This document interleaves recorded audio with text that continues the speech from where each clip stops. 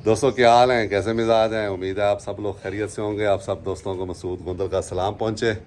दोस्तों ये मेरी पीछे टोयोटा BJ40 डेवल्स लव खड़ी है और रात ही मैं इसको लेके आया हूँ उस्ताद जाहिद की वर्कशॉप से।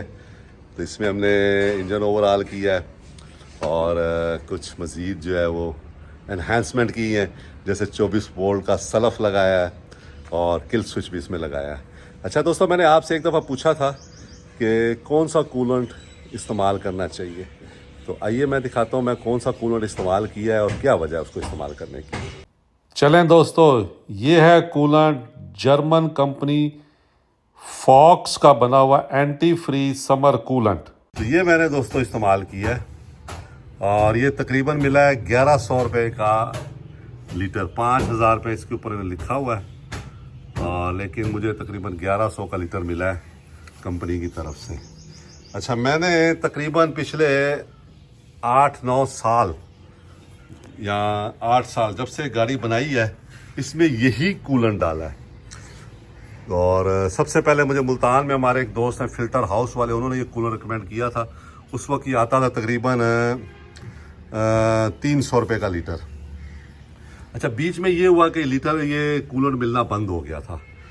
तो फिर मैं कोई दूसरे भी चेंज करता रहा, लेकिन मैं पर्सनली इस पर सेटिस्फाइड था। तो ये 50% है और जो 50% आप ये देख लें -37 तक बॉइलिंग पॉइंट इसका 129 सेंटीग्रेड है। और ये देख लें अगला जो है वो 110 सेंटीग्रेड है। अब इसमें क्या फ़र्क है, एट 15 PSI प्रेशर। अच्छा, 110 ही आप लें भी, 110 जो है वो इसका बॉइलिंग है 50% का और -37 तक ये एंटी फ्रीज़ रहेगा, ये जमेगा नहीं। तो ये कूलेंट मैंने इसमें इस्तेमाल किया है और ये मेरा आजमूदा कूलेंट है।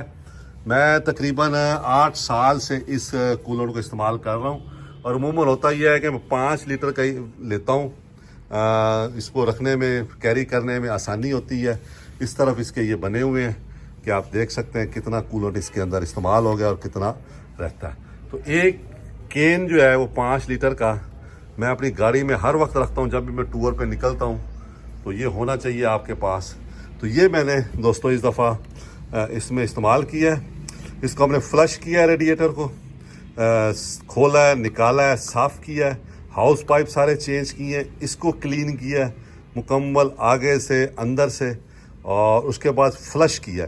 ये डाला है इसके अंदर, जब सारा निकल गया 1-2 लीटर इसके अंदर से, उसके बाद फिर इसको रीफिल किया है। और जब आप थर्मोस्टेट वाल्व के साथ लगाते हैं तो पानी फिल करने में काफ़ी टाइम लगता है, गाड़ी आपको काफ़ी देर स्टार्ट रखनी पड़ती है, वरना उसके अंदर से एयर जो है वो आती रहती है।